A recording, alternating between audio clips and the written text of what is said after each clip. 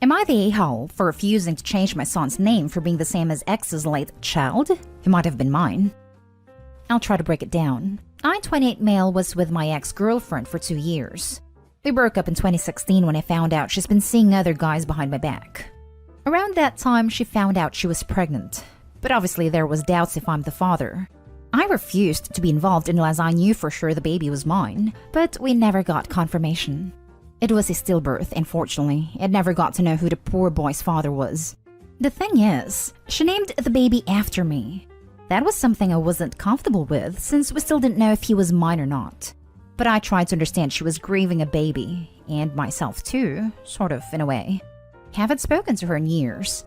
I'm with my fiancé now, and we're about to have our first boy in a couple months. She wants our son to be junior, and that's what we've said to some friends. No one has a problem with it, except my ex, because she found out through some friends that I still talk to. She's pissed that I would even think about naming my child this when that's our son's name. First off, I told her we never got that confirmation, so stop saying he was my son. Also, this is the name we decided to give our child and not going to change it. My family, well, really just my brothers, think I'm being way too insensitive about this with her. Because she lost a child, it is likely not easy seeing me start a family with someone else, while also giving them the name of her dead baby. It's not like we're in each other's lives, so really how would that impact hers at all? Unless she just stalks me and my family. Well, now it's like we're being a-holes for not wanting to change our son's name for my ex, and she's telling everyone who will listen about this. Wanna be clear here, am I being an a-hole? Now for the top comments. Context. Not an a-hole. If this ex isn't actively involved in your life, I see no issues. If she is, you are reminding her every day of her loss. It depends on your relationship with the ex. Like I said, we're not in each other's lives. So she cheated, got pregnant and didn't know whose it was, didn't respect that you said you wanted to find out if the kid was actually yours, and she named it after you anyway without your consent? I'm sorry, where do you think in this situation at all you are the a-hole?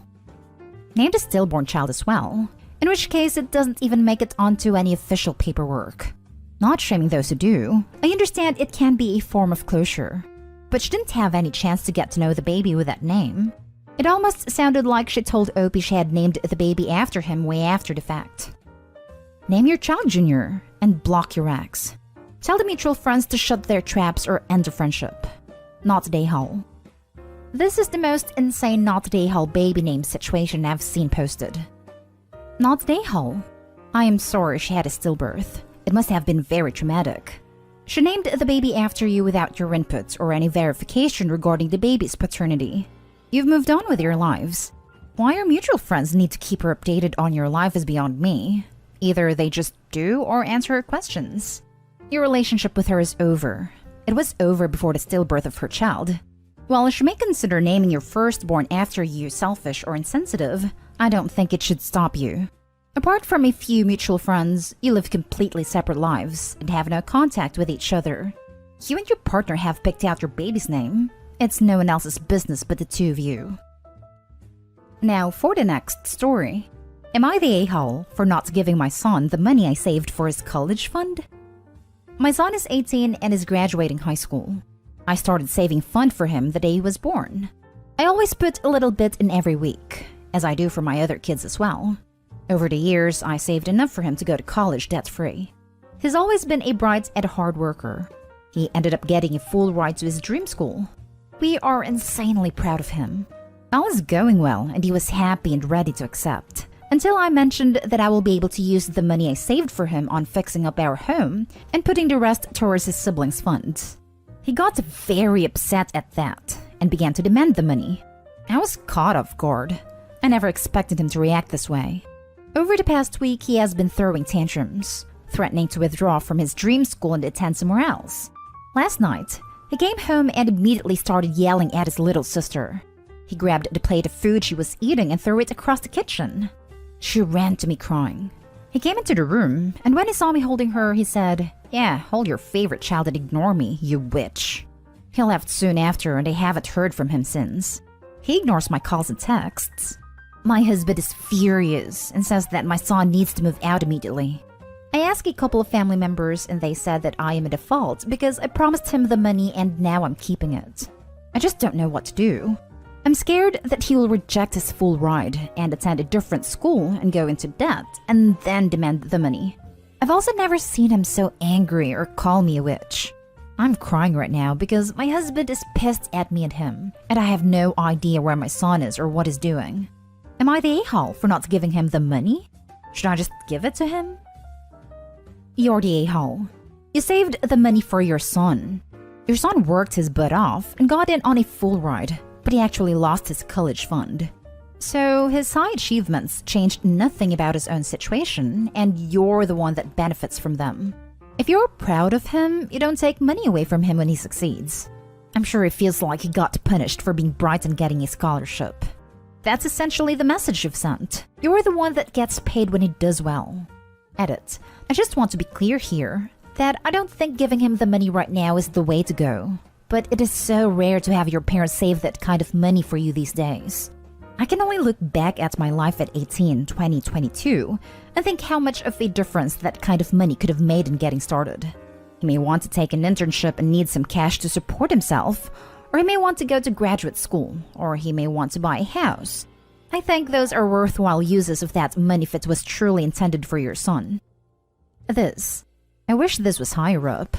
On top of that, what if he decides to go to grad school? What about housing, food, textbooks, etc.? All of that costs money, and not all, even full ride, scholarships cover housing too. Most of them just cover classes and stuff. But even if housing is included, textbooks are expensive as hell. And once again, grad school is also a thing. Everyone sucks here. You make a promise to a child, so the child works hard on the understanding that you'll fulfill the promise. In doing so, they get a full ride to college. Great. But instead of saying you'll use some of the money to help him get through college for the things not covered by the scholarship like his phone and car insurance, etc., and keep the rest of it for if he wants to go to grad school or if he changes his mind on his course, you take away the college fund safety net you've promised him for years. I don't know why you expect your hard-working child to feel grateful to you for punishing him for his hard work, especially if you told him that he'd be debt-free after his college education. He's an a-hole for the violent reaction. But that overreaction makes me wonder what else you've been doing to make your son feel like he's playing second fiddle to his sister. That resentment does not come out of nowhere. A-hole. I can't believe I'm bothering to create a username and comment. Posts like yours make me so upset, even though I'm 30 years out of college. I would be upset if I was your son. He worked hard and you want to use the money that was meant for his future on your house and other siblings?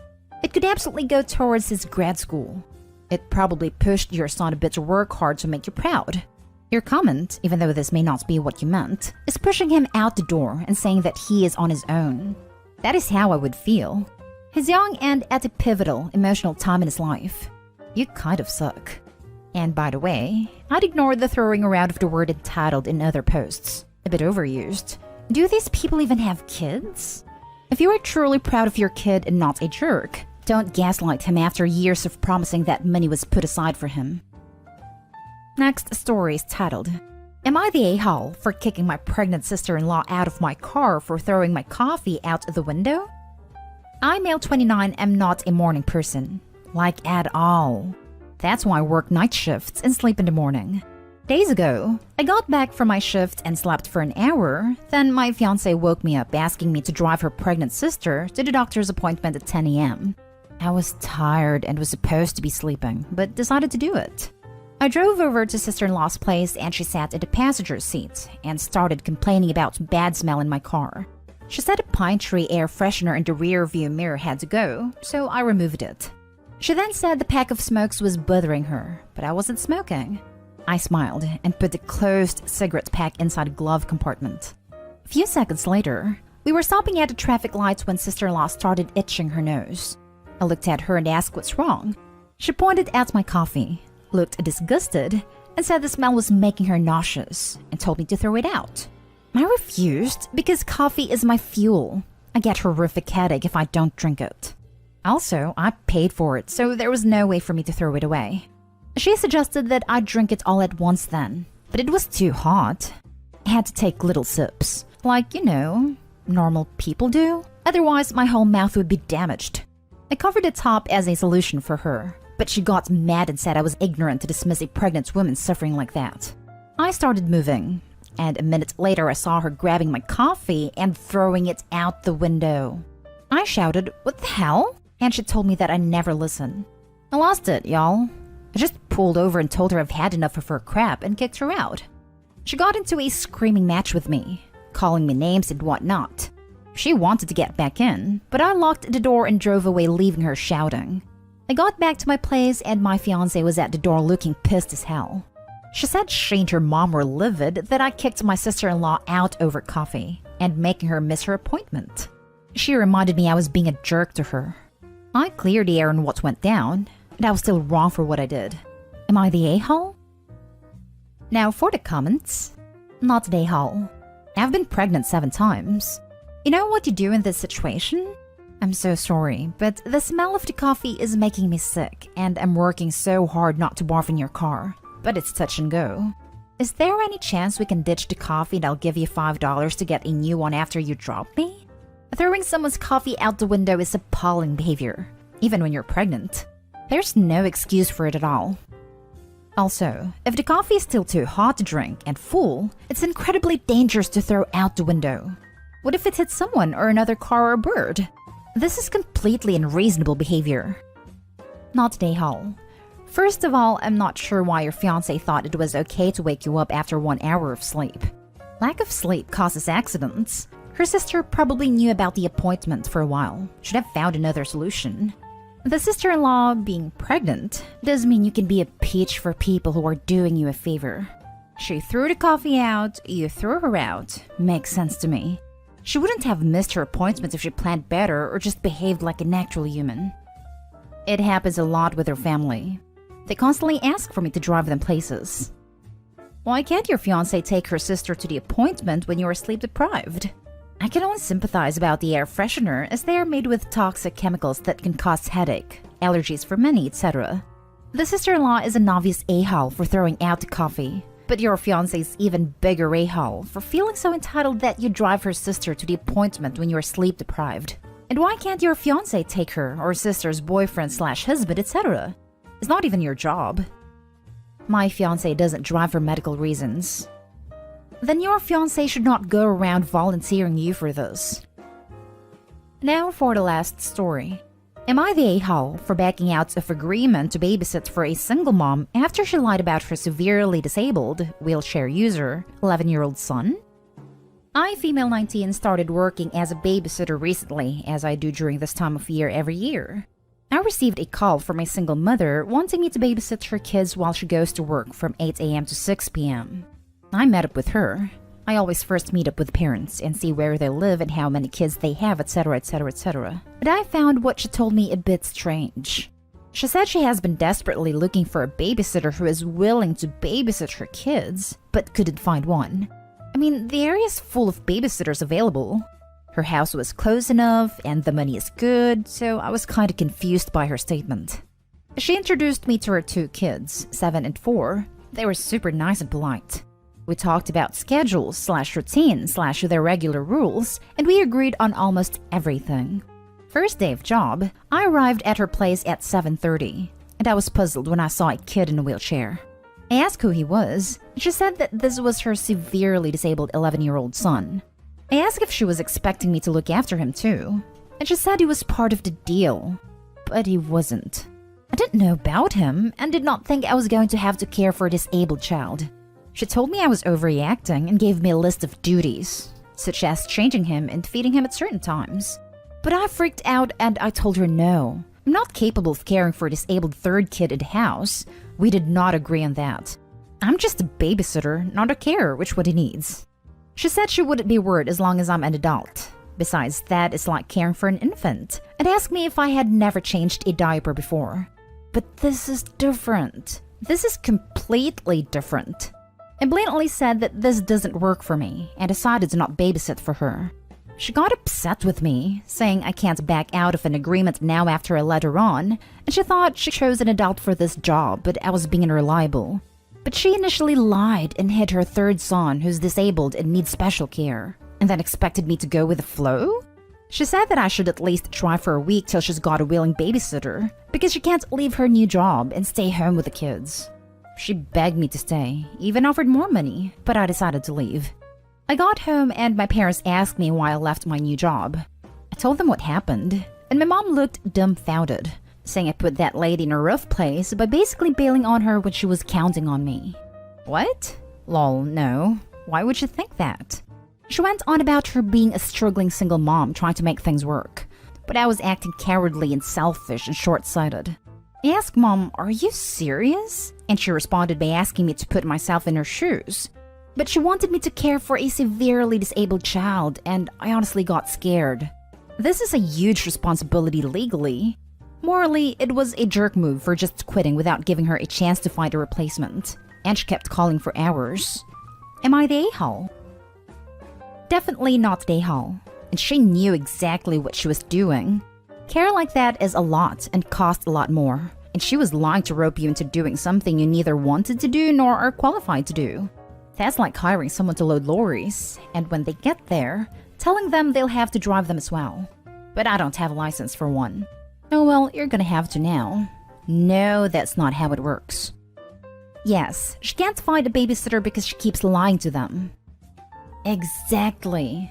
My mom looked dumbfounded, saying I put that lady in a rough place by basically bailing on her when she was counting on me.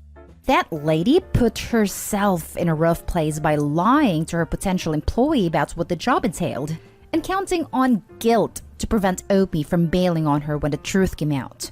Fix that for your mom. Well, if it isn't the direct consequences of my actions. You are neither a jerk nor an a-hole. Not an a-hole. She bait and switched you.